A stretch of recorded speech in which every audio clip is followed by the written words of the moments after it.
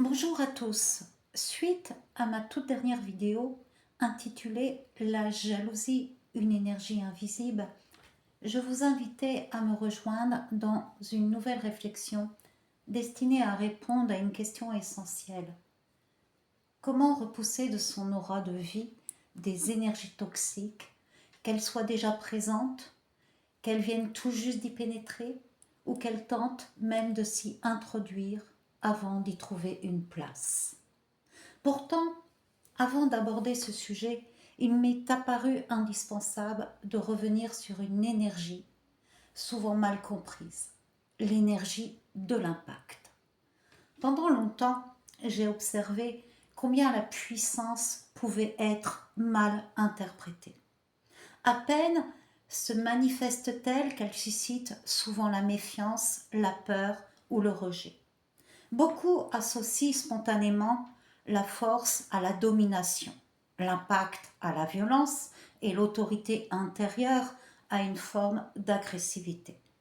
Pourtant, au fil de mon parcours personnel, de mes expériences de vie et de mon travail thérapeutique, j'ai découvert une réalité bien différente.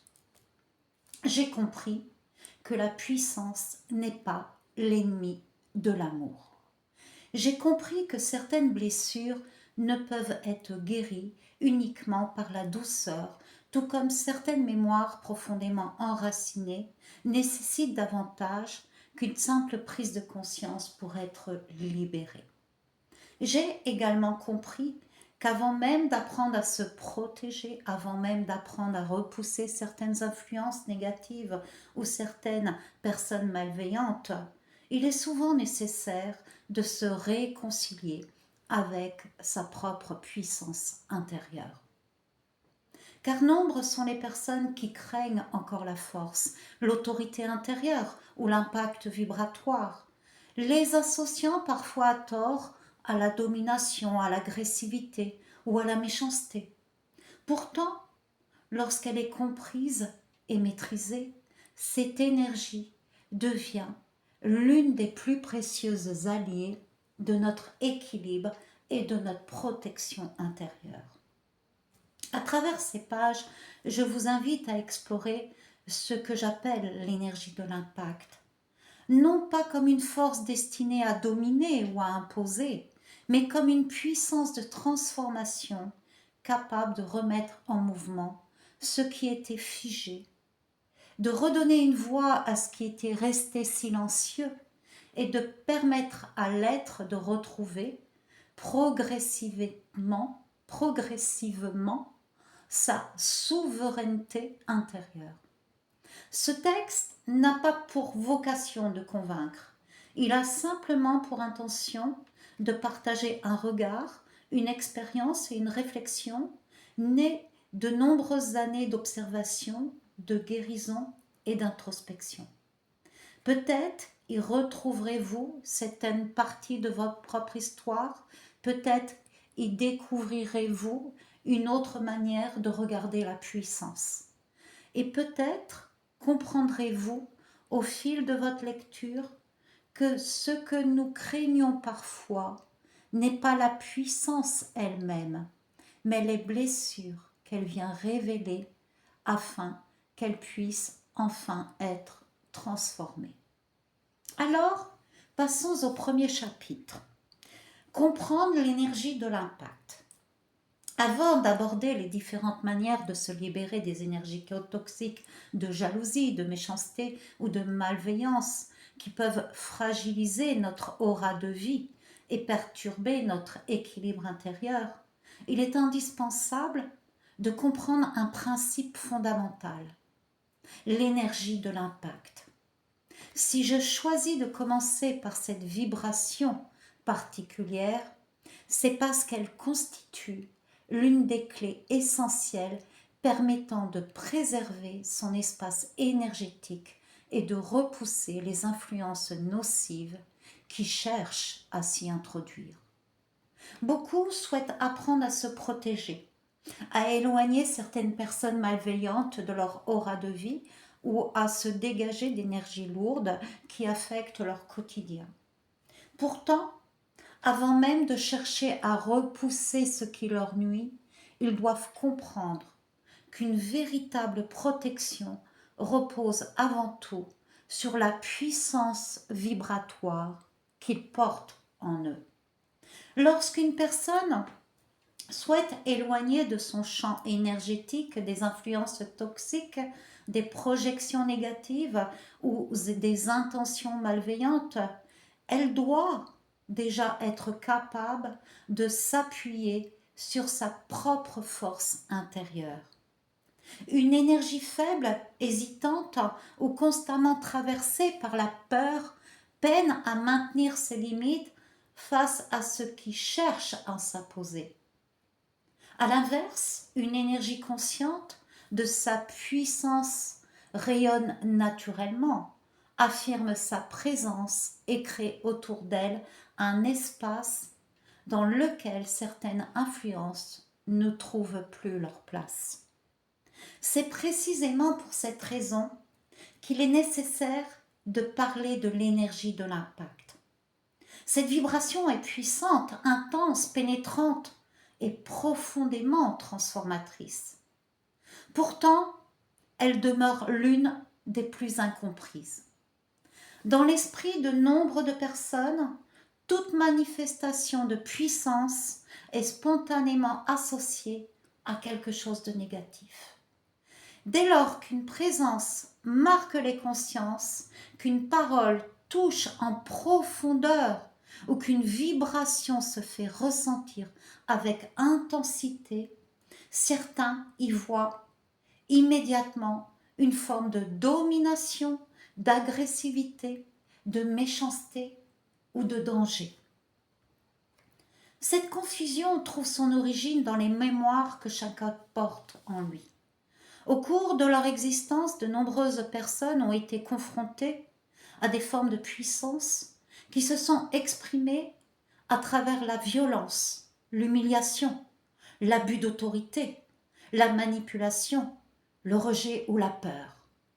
Ces expériences ont laissé des empreintes profondes dans leur être.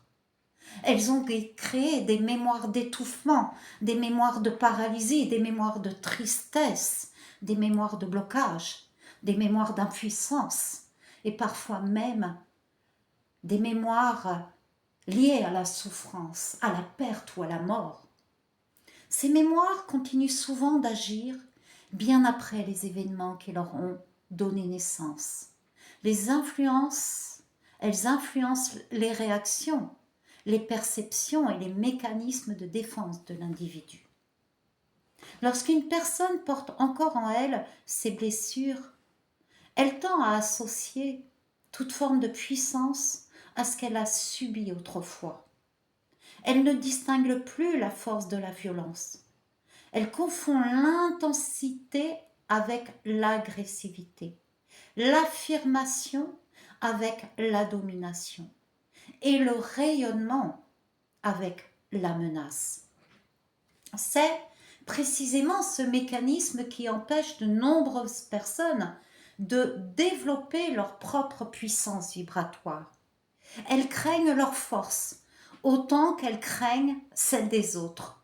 Elles se retiennent, se limitent ou cherchent inconsciemment à demeurer dans une forme de discrétion énergétique afin d'éviter toute confrontation avec leurs anciennes blessures. Pourtant, il est impossible de repousser efficacement des influences toxiques lorsque l'on demeure prisonnier de mémoires d'impuissance ou de peur face à la puissance. Pour apprendre à protéger son espace énergétique, il est donc nécessaire de se libérer, en grande partie, de ces anciennes mémoires d'impact. Il ne s'agit pas de devenir plus fort que les autres, ni de développer une quelconque domination. Il s'agit de retrouver sa souveraineté intérieure, de rétablir son axe, de reconnaître sa valeur et de laisser sa vibration naturelle reprendre toute sa place. Au fil des années, un constat s'est imposé à moi. J'ai observé que nombreux thérapeutes hésitaient à approcher cette dimension particulière de l'accompagnement, comme si la puissance vibratoire demeurait un territoire sensible, parfois craint, parfois évité. Pourtant, lorsqu'il s'agit d'accompagner une personne dans la libération de mémoires profondes, cette puissance devient indispensable. Qu'il s'agisse de mémoires de trauma, d'abandon, de rejet, de violence ou d'autres blessures profondément inscrites dans l'être, toutes possèdent un point commun. Elles sont reliées à une histoire qui a marqué la personne, bien au-delà de l'événement lui-même. Lors de ces expériences, il ne se produit pas uniquement un choc émotionnel ou psychologique.